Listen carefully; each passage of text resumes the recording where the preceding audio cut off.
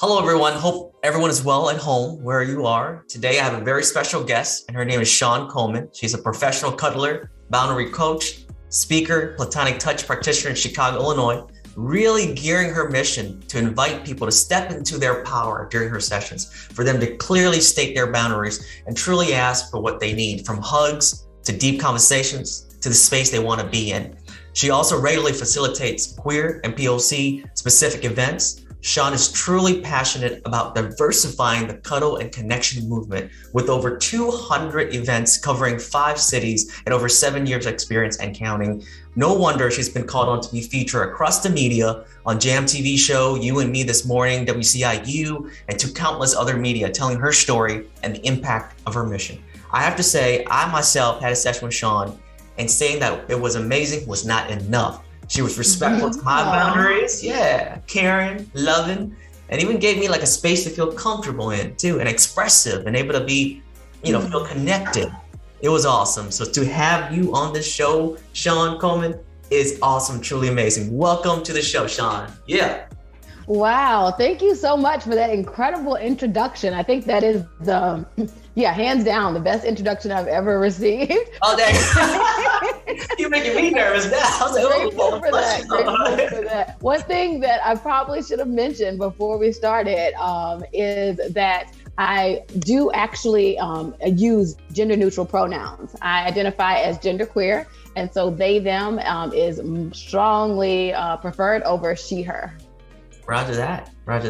They, them. Roger that. Thank you for that clarification. Absolutely. Let's jump right into the questions. I got some questions. Let's do it. Could you tell us what is a professional cuddler, platonic touch practitioner, for listeners who may not be familiar with that, Shawn? Yeah. So a platonic touch practitioner or a professional cuddler is someone who does a supportive service for other folks. And it's typically a service that is compensated by the hour. And I know for a lot of people, it seems extremely strange to pay someone hourly to cuddle them, to snuggle them, to hug them. But for a lot of professional cuddlers, that is what we are doing. We are providing that type of physical support for folks who might need it, perhaps because they are, recently out of a romantic relationship, or perhaps because it's COVID and they are struggling to work out their boundaries with a partner, or they need someone who they can have very clear guidelines with, and they can comfortably and confidently say, hey, I need you to get a COVID test 2 days in advance and a PCR test, and then come back again with a negative rapid test the day of, or whatever. They can negotiate those things with a professional because it's their experience. They have the right to ask for what it is that they want. And that professional cuddler, doesn't have to feel the heaviness that a friend might feel of oh, do you not trust me? Do you not, think that I'm taking risky practices or whatever? It's a service. And so they understand that different people have different needs. And also, professional cuddling is a great way to work on boundaries and to get more comfortable with receiving touch in a way that feels supportive and affirming for you. A lot of us can get hugs from people, but they might be hugs that feel a little bit different than the way we want them to feel, or they might be cuddles that last a little bit longer than we want them to last. The great thing about a professional is that you get to have the type of touch that you want. If you go to a massage therapist versus having a friend give you a massage, you don't feel as timid in general about saying, hey, wait, can you go to the lower back a little bit more? Or can you focus a little bit more pressure on this part? Whereas with a friend, you might feel oh, well, it's so nice that they're doing this. I don't really want to rock the boat. I don't want to disrupt what they're doing. I don't want to be rude. I just want to accept whatever it is that's offered. If you go to a professional cuddling service, you get to create a curated experience that is unique to you and that allows you to get exactly what it is that you've been needing, wanting, or desiring. Well said. I have to add, because I remember, as I mentioned earlier in the intro, when I had a session with you, Shawn, It was all of that. It was just, I was able to create this experience with you, Shawn, and you were facilitating. You gave me this amazing space to feel loved. And I think that nowadays we don't have enough love. And to be able to express it in a safe space like that was amazing. So let me jump to question number 2. Allow me to put myself into the shoes of someone new and curious about cuddling. Now, in their minds, they may associate cuddling with intimacy, where they think it's reserved for typically those in relationships, etc. So curious if you could speak to why, we should detach away from that sort of thinking and rewire to see cuddling as a tool, as a way for connectiveness, for that human connection instead. Yes, I love that. Something that I'm very passionate about is diversifying the cuddle movement, and the big reason behind that is because we all deserve love. We all deserve affection. We all deserve to be held in the way that you mentioned, feeling held by me. And I'm so glad that you experienced that, and that it felt affirming for you and felt comforting for you. But yeah, we all deserve that. And when I say all of us, I don't mean just the people who are fortunate enough to have found that, special someone or that romantic person that they can connect with in that way. You shouldn't have to be special. You shouldn't have to be the one in order to get, really wonderful, smooth, amazing hugs. You shouldn't have to be the one in order to feel connected. You shouldn't have to be the one in order to feel loved. You shouldn't have to be the one in order to feel taken care of. Well said. Thank you, Shawn, for sharing that. Absolutely. And I feel like that's true, if you are, seeking out the services of a professional cuddler, but also with friends. I very much encourage folks, when it feels safe and comfortable to do so, to reach out to friends for snuggles, for hugs, for hand-holding experiences as well, because it can be really lovely, really affirming, really just beautiful to have rich experiences with friends that deepen your relationship and that allow you to connect in different ways because you are adding more touch to that experience. And finding ways to do that feel platonic and where there are established boundaries can be super rewarding. I'm with you. And during a time like this with COVID-19 and the pandemic that we're in, we need it more than ever. So now let me ask you the third question. Is I remember, we talked about coming to your space and you provided me some amazing tea. We had a good session. We even had an amazing conversation as well. Yes. I was just curious to ask, let's take a step back, how did you first come to realize that cuddling is your calling and being able to share your art with the world like this for the past 7 years and counting? So curious, for the listeners. Yeah, excellent question. I really love that. For me, it was attending a cuddle event and having a profound experience there. It was probably about 10 years ago, and I attended a cuddle party, and it was fun and it was exciting and it was edgy, but it also was tough for me because it helped me to realize that I wasn't super confident, saying no, and I wasn't super confident asking for the things that I wanted. And I kind of just went along with whatever else people were doing at the event and whatever else people wanted. But I knew that more was possible. Mm-hmm. And I knew that I needed to grow a bit, in order to fully have a deep experience there. And so I stayed on the mailing list, but I didn't come for 2 years. And I didn't tell myself fully this at the time, but frankly, I was scared. I was intimidated by the whole experience. And so I didn't attend any events. And when I finally came back though, when I finally felt ready to come back, I was more empowered. I'd sat with the experiences that I'd had a little bit more. And I was on the sidelines quite a bit more. I was like sitting on the couch while lots of people were like in the middle of the room, hugging tons of people and having these beautiful spooning sessions. I was sitting on the couch, but I was very timidly occasionally asking like, hey, can I hold your hand? Or like, hey, can I give you a back rub? And that for me was life-changing. Being able to acknowledge the impact of that touch, being able to be fully present for it, not intoxicated, not unaware, not pretending that it wasn't happening, but like fully acknowledging it in the daylight was very good for me and wonderful. And it allowed me to see touch in a different way and allowed me to see vulnerability in a different way and to step into my power very slowly, very timidly, very gently, but still to step into my power around that. And very quickly, I knew that I wanted to help others have that same experience. And so I started to volunteer to help out and assist with cuddle events right away.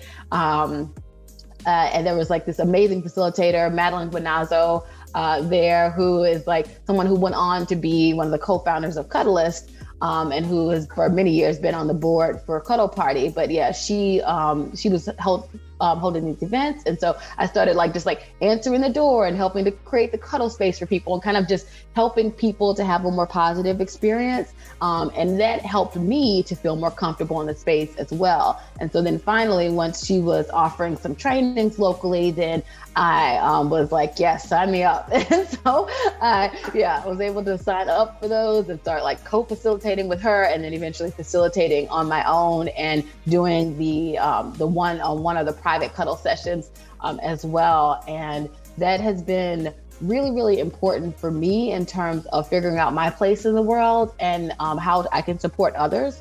And it's been really incredible to see people who were hesitant about the work or who didn't fully understand the work step into it and have their own breakthroughs, have their own incredible experiences, whether it be, just exploring their boundaries in new ways and understanding that, or whether it be simply being held and knowing that they could feel loved, that they could feel supported, that they could feel warm without having to get that warmth and that love and that support from a significant other.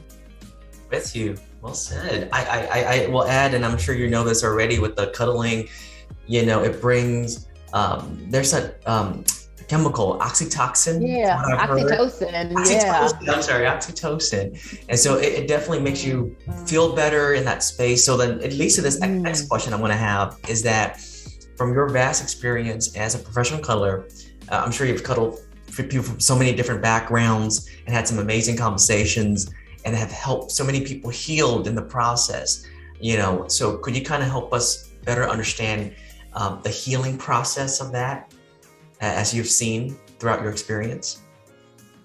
Absolutely. I'd be more than happy to talk about the healing process. It sounds like my heater has just come on. Can you hear that little roar in the background or that hum? Oh, okay. Maybe not. It's good. Okay, good. Warm. Yeah. I was like, I can move over a little bit if we needed to, but it sounds like it's okay. So definitely professional cuddling is a huge source of healing for a lot of folks. It can help folks to feel like the oxytocin, like you mentioned, which does help folks to feel more connected, to feel seen, to feel honored, to feel close. It's incredibly important. With babies, we know that newborn babies need that touch. And if there's no parents available, we have, special practitioners or volunteers and certain teams of nurses who will make a point to hold that baby, to make sure that the baby gets the love that it needs, gets that skin to skin contact that it needs. But that doesn't stop being true when we stop being babies, we still need that touch. We still need that feeling of affirmation. We still need those feelings of love. We still need that contact. It is both a physical and an emotional need that is inherent in each and every one of us. And there have been countless studies that have shown that to be true. So it's a fact. And some of us try to pretend that we can, kind of turn it off, or that we can not need it, or we can push it up. Robotic. Yeah. Want our little box and be robotic and whatnot. But the truth is, we always are going to need it, in terms of like, the physical need that's there and the emotional need that's there. But speaking more to the emotional, also, it can be incredibly healing in terms of us addressing trauma as well. I definitely encourage people, if they are experiencing trauma, to go and, seek whatever type of professional assistance they need, and in terms of like therapists and things like that as well, and counselors.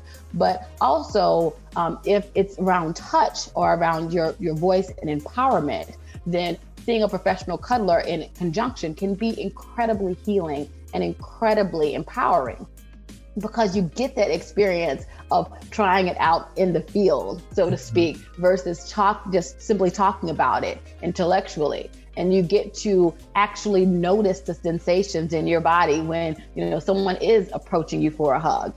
And you get to notice the sensations in your body when you ask for a hug or when you say no to that hug. Like, it can be truly, truly transformative to have those experiences. And once we get to a place where we can more confidently and comfortably accept these hugs or ask for these hugs in this like unique little spot in this little box, then we can feel more comfortable and confident out in the world, doing it, everywhere, and having those experiences with our friends, with our loved ones, with random strangers, when it feels safe and comfortable to do so. Thank you, Shawn, for that. And I'll take a quick pause. Do you have any questions for me? Anything you want to take a little break, drink a little tea, if you like? Yeah, good question. Thanks. So you mentioned that you came to a session with me, and I love that. But what initiated it? What made you feel comfortable enough to do so? What made you feel curious about trying it out? So when I first started, seeking cuddling and looking for that, I was thinking to myself, like, I was associating cuddling with relationships, and that I thought I needed a girlfriend in order to cuddle or hold or whatnot.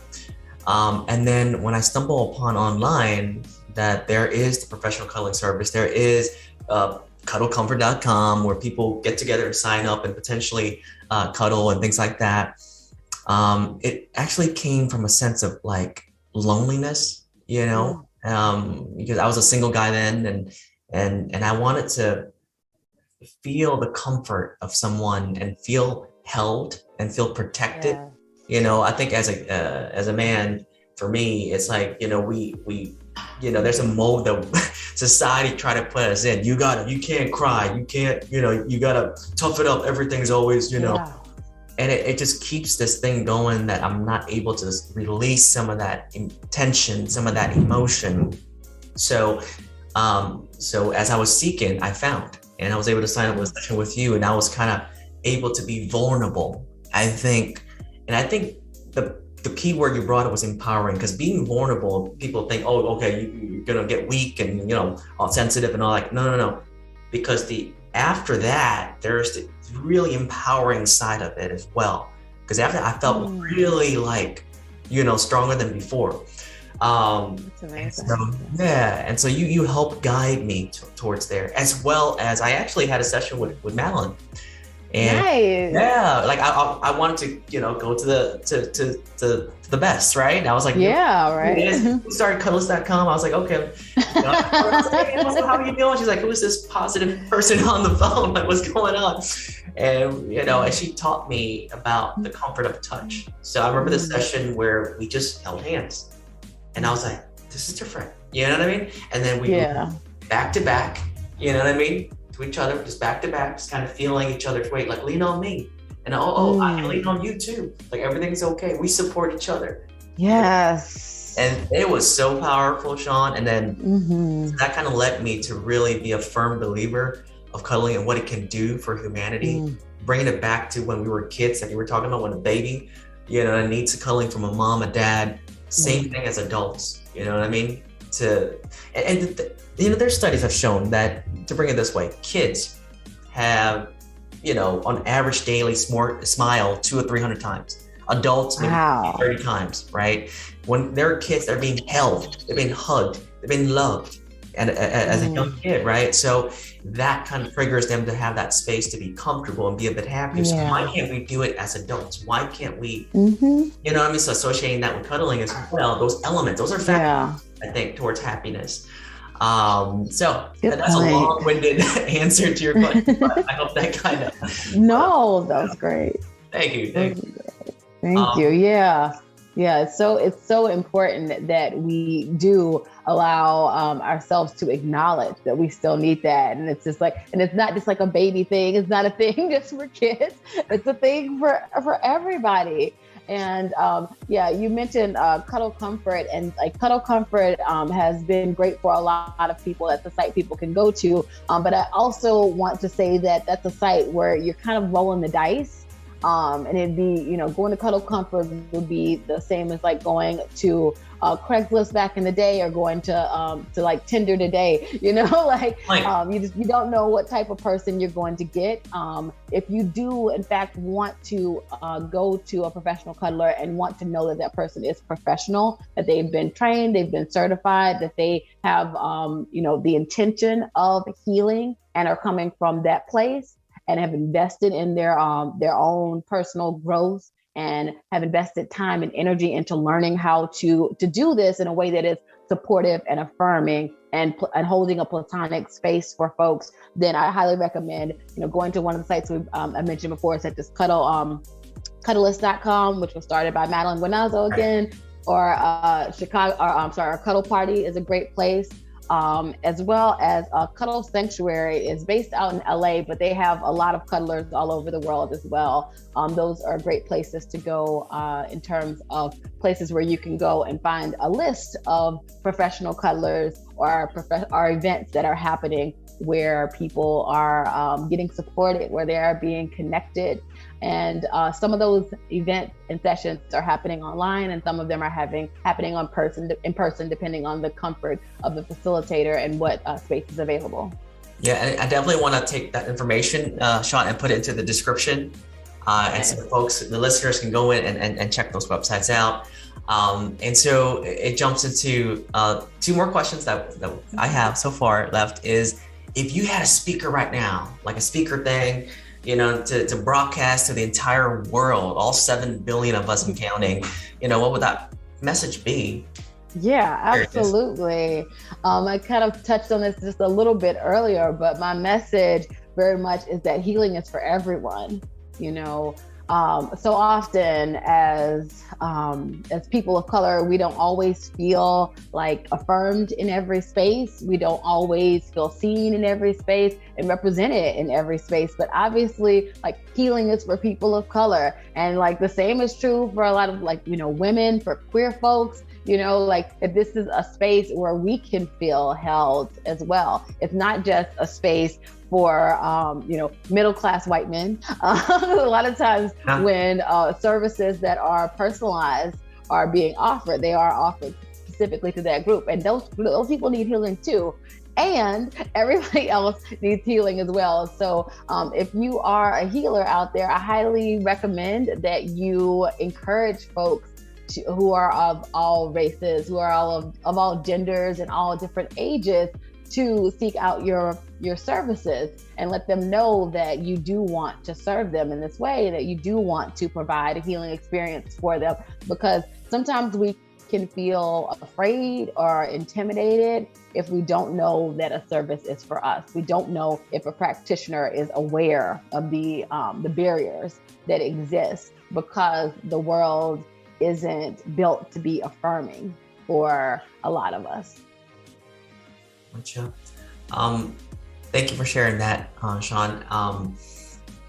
And the last question that we have is, how can people be in contact with you just to say hi, or learn more about the cuddling, or even sign up for a session? I'm going to put it in the description, but where do you prefer? I know there's owltouchpoint.com, or should they reach you through Facebook or Instagram, or?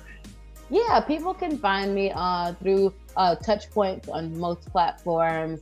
But like my favorite is Facebook. I update my Facebook the most, so that's probably the best place to find out my most current offerings, when I'm available, and to get a speedy response from me. Cool beans. Cool meetings. Yeah. Thank you, Shawn. And Thank you. any questions for me? Last questions before we conclude the podcast? Good question. How about for you? If you had a platform, what's your message to the world? I guess you do have a platform, but anyway. Yeah. So, PositiveLeo. So this YouTube channel started back in August 2019. I wanted a place to express, Shawn. I wanted a place to showcase music, positivity, and things. So I started then. And then suddenly the COVID times came about.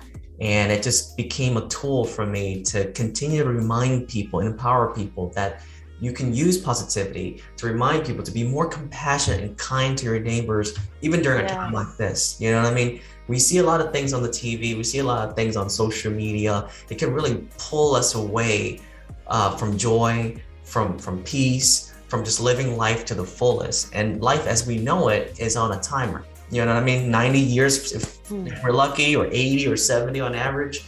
So how do we maximize that? I've always been thinking about that. At the same time, and I'll leave it at this, is I want people to know, if you're hearing and listening, is that joy and happiness is already within us. You know what I mean? How do we cultivate that to manifest and be able to share that with everyone around us? You know, it's the mission of my show, and just to remind people as well of that. But yeah, thank you, Shawn, for that question. Yeah, I love that. That we get to just keep revealing more joy, honoring, that truth. Right. And one last thing on that note, please. It's very contagious. You know, when I'm walking, me and you walking on the street. If I'm walking down the street, you're walking, we don't know each other, Shawn, but I might just look at you and smile. It's almost automatic smile back. It's almost like we mirror each other, you know? Yes. And so if you take a baby and a baby smile, like one don't know each other, but if one smile, the other smile, it's like a domino effect. And so how can we do that on a larger scale? Because we need so much love right now with what's going on right now. You know, so on that note, I'll bring it right back. And I want to take this time to thank you, Shawn, for coming onto the show and for doing what you do to impact the world in your capacity, right? I hope the listeners at home see cuddling in a different light and be able to see what it can do for them. So cuddle up, everybody. Let's love. Let's spread that positivity far and wide. Thank you again, Shawn. Appreciate you. Absolutely. Can I plug one last thing before I go? Go for it. Thank you. So for those who don't already know, I am, as I mentioned, very passionate about diversifying the cuddle movement and creating a space where everyone feels like they can receive healing.